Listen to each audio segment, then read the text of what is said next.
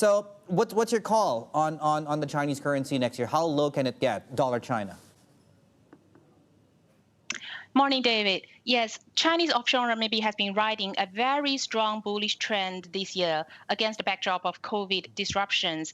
And the strengthening of yuan is part of the emerging market currency appreciation, is part of the bigger picture against the backdrop of a weakening US dollar. And China has been performing really well after initial shock of the COVID pandemic.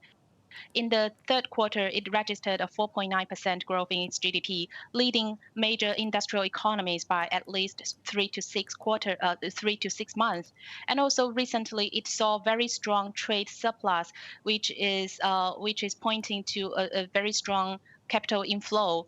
And also China's PBOC policy exit is also way ahead of other major economies, rendering a very large interest rate differential between Chinese yuan and other major currencies. So all these are pointing to perhaps a continuous strengthening of yuan in the medium to long term. However, traders should also be mindful of short-term risks, including PBOC's intervention into the market to tackle this one-way appreciation assumption. So PBOC has long been trying to stop market from moving in a one-way direction, and it could happen anytime, causing a temporary pullback of the currency.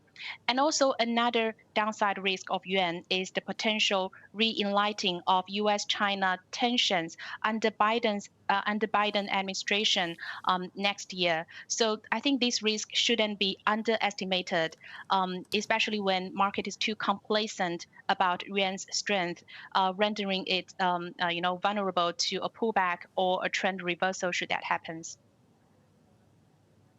So what other currency, just looking at the broader basket, might outperform the Chinese currency then next year in your view?